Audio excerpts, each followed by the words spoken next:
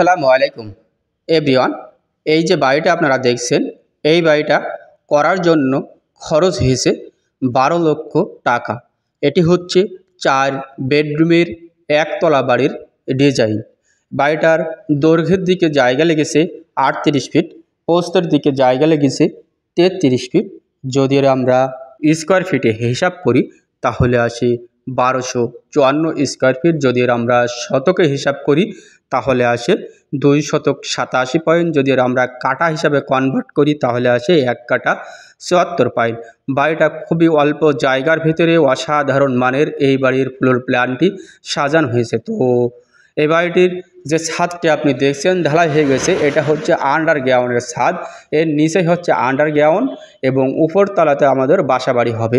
এবং নিচে যে আন্ডারগ্রাউন্ডটি করা হয়েছে, আন্ডারগ্রাউন্ডের চারি সাইড এখনও গাঁথনি করা হয়নি, কিছুই করা হয়নি, ফাঁকা রয়েছে। এর কারণে আমাদের এতটুকু কাজ 12 লক্ষ টাকার ভিতরে আমরা করতে পেরেছি। এটি হচ্ছে 1254 স্কোয়ার ফিট ছাদ। এটি হচ্ছে 1254 স্কোয়ার ফিট ছাদের কাজ আমাদের করতে খরচ হয়েছে 12 লক্ষ টাকা। এটি হচ্ছে 3 তলা ফাউন্ডেশন দিয়ে আজকের এই বাড়ির নির্মাণ কাজটি চলছে। তো কলমে রড ইউজ করা হয়েছে 6 পিস করে 16 মিলি রড এবং মাঝখানে 4টা কলমে রড ইউজ করা হয়েছে 8 পিস করে 16 মিলি রড। এই কলমটি ঢালাই করা হয়েছে। এই কলমটি করা হয়েছে 10 inch by 12 inch, 10 inch by 12 ইঞ্চি কলম করা হয়েছে। 2 সাইডের 8টা কলম এবং মাঝখানের 4টা কলম ইউজ করা হয়েছে 10 ইঞ্চি বাই 15 ইঞ্চি। ওই 10 ইঞ্চি বাই 15 ইঞ্চি ওই কলমটাতে রড ইউজ করা হয়েছে 6 পিস রড 16 মিলি রড। এবং এর যে বেসের যে কাজগুলো আমাদের করা হয়েছে, এই 4টা বেস আমাদের ঢালাই করা হয়েছে 6 ফিট বাই 6 ফিট এবং বাদবাকি 8টা কলমের বেস আমাদের ঢালাই করা হয়েছে 5 ফিট বাই 5 ফিট। এটা হচ্ছে 3 তলা ফাউন্ডেশন। তো সেই ক্ষেত্রে আপনি যদি চাইতেন 4 ফিট বাই 4 ফিটও করতে পারতেন বা 4 ফিট বাই 5 ফিট করলেও সমস্যা ছিল না।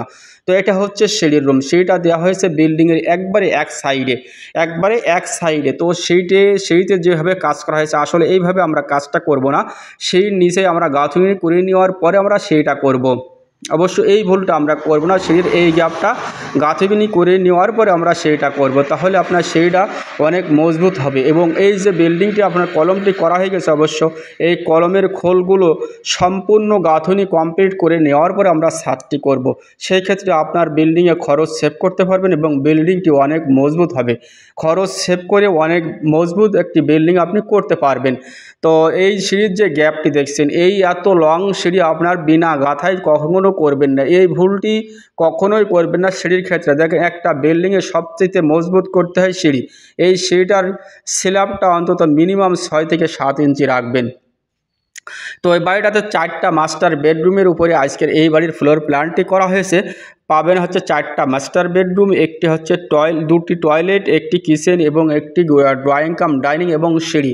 এটা হচ্ছে সিঁড়ির স্ল্যাব। এই স্ল্যাবটি মিনিমাম 6 থেকে 7 ইঞ্চি করবেন। যতই সিমেন্ট বালি দিয়ে আপনি তেলা করে থাকুন, এতে কোনো লাভ নেই। যদি আপনার সিঁড়ির এই গলাটা যদি আপনার নর্মাল হয়ে যায়, চিকন হয়ে যায়, তাহলে আপনার সিঁড়িটা যতই সিমেন্ট বালি দেন আপনার এতে কোনো কাজ নেই। তার কারণ সেইটাই হচ্ছে অনেক শক্তিশালী একটা শক্তি দিতে হয়, সেটা সম্পূর্ণ ঝুলে থাকে। এই কারণে সেইটা অনেক মজবুত করতে পারে। সেইটা থাকে হচ্ছে আপনার এই স্ল্যাবের কারণে। তো আসেন, এই বাড়িটির যে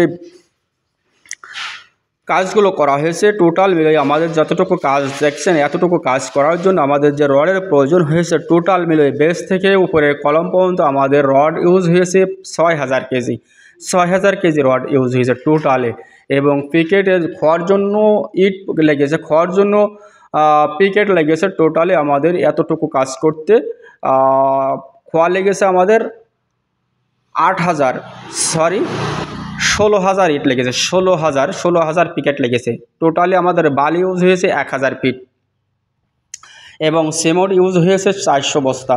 টোটাল মিলে আমাদের সিমেন্ট ইউজ হয়েছে 400 বস্তা। মিস্ত্রি খরচ হয়েছে টোটালে যতটুকু কাজ দেখছেন, এতটুকু কাজ করার জন্য আমাদের মিস্ত্রি খরচ হয়েছে 2,20,000 টাকা। তো অবশ্য যে সকল ভাইয়েরা স্বপ্নর একটি একতলা বাড়ি নির্মাণ করবেন, সবসময় একটা জিনিস খেয়াল করবেন, সুদক্ষ ইঞ্জিনিয়ার দ্বারা একটি প্ল্যান করে নেওয়ার চেষ্টা করবেন এবং সুদক্ষ কন্ট্রাক্টর দ্বারা বাড়িটা নির্মাণ করবেন। তাহলে আপনার সেই বাড়িটাতে অনেক খরচ সেভ করতে পারবেন এবং অনেক মজবুত একটি বাড়ি নির্মাণ আপনি করতে পারবেন অল্প বাজেট দিয়ে। অল্প বাজেট খরচ করে আপনি সুন্দর একটি বাড়ি নির্মাণ করতে পারবেন। তো এটা হচ্ছে কলমের গ্যাপ টু গ্যাপ দেখতে পাচ্ছেন, এক কলম থেকে আরেক কলমের